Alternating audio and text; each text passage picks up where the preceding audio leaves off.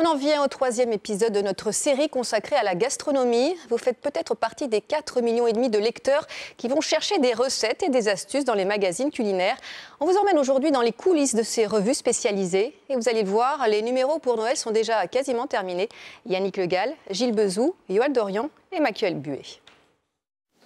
Dernier maquillage, dernier préparatif avant de poser devant le photographe. Voici la star du jour, la bûche de Noël. Celle-ci servira de couverture au hors-série cuisine du magazine Maxi pour les fêtes. Et chaque détail compte, même le champagne. Cet après-midi, 2 heures de séance photo seront nécessaires. Stylistes culinaires, photographes et journalistes peaufinent la une. On voit les petites étoiles qui donnent des petites touches de brillant sur la nappe et sur la serviette. Chaque semaine, 350 000 exemplaires du magazine féminin sont vendus en France. Devant, dans l'assiette, devant, ouais. Oui, ça donne de la lumière, ouais. Alors pour se démarquer de la concurrence, rien n'est laissé au hasard. La couverture, c'est ce qui fait vendre un magazine.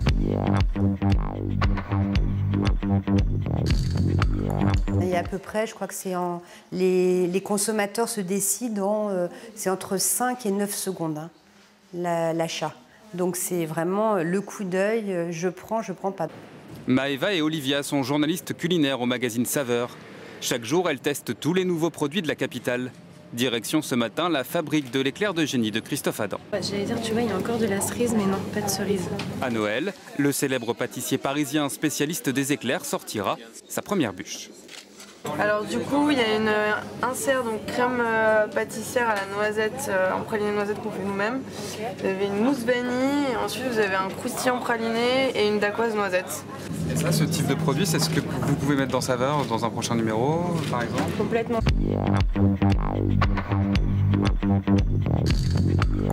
Déjà, esthétiquement parlant, elle est super jolie. En photo, ça marche bien. Les pralinés croquants, les noisettes, les petites feuilles d'or, c'est hyper graphique. Dans le 9e arrondissement, le magazine Saveur est en pleine conférence de rédaction.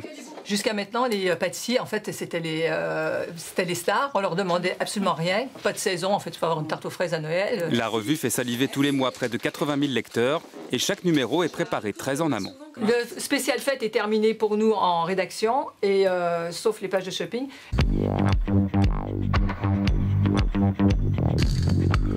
Et le numéro de février est déjà lancé, parce que dès que celui-ci est terminé, il y en a un autre qui embarque. Donc sur Saveur, on travaille 1 an à l'avance.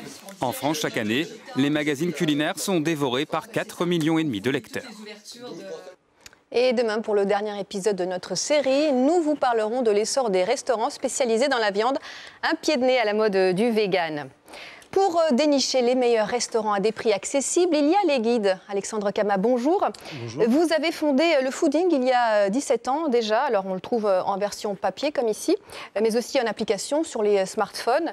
Votre credo, c'est de trouver les nouveaux talents, les dernières tendances. Et dans ce domaine, on est plutôt gâté à Paris. Voilà, en fait, la gastronomie est rentrée dans la pop culture, c'est devenu très très vivant, avec tout le temps des projets nouveaux qui surprennent, les chefs ont besoin d'exister, les gens se lassent de plus en plus vite, et donc du coup c'est formidable parce que c'est une source d'émulation terrible pour tous les chefs, pour toujours les chefs, mais aussi les restaurateurs, parce que c'est un métier en fait, être restaurateur. Particulièrement à Paris, on est très gâtés. Particulièrement dans les grandes capitales du monde, et donc évidemment à Paris, oui, qui est une sorte de locomotive après, qui donne un peu les pistes à suivre, et que beaucoup de chefs et de restaurants en province suivent. Mais évidemment, il y a quand même beaucoup de créativité également dans les régions.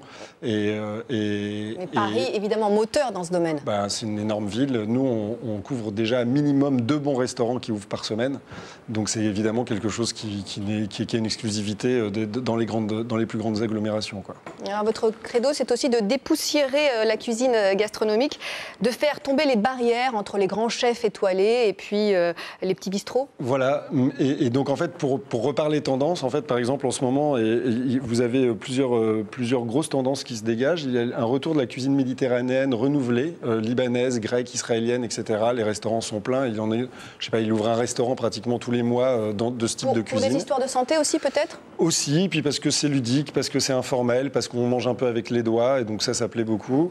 On a aussi un grand retour du plat de partage, c'est-à-dire le grand plat dans le bistrot qu'on sert pour 2, 3, 4 personnes. Les gens se servent. Le bistrot, c'est vraiment l'emblème à Paris. Hein. Ouais, c'est un petit peu, effectivement, d'abord c'est ce qui est le plus vivant, c'est ce qui coûte le moins cher à faire, à ouvrir, et donc du coup le plat de partage marche très bien. Il y a un retour de la cuisine au charbon, y compris dans les restaurants, pas seulement au barbecue durant l'été. Donc ça c'est très... Voilà, pareil, on a le goût de la viande, on revient à des choses un petit peu simples et naturelles.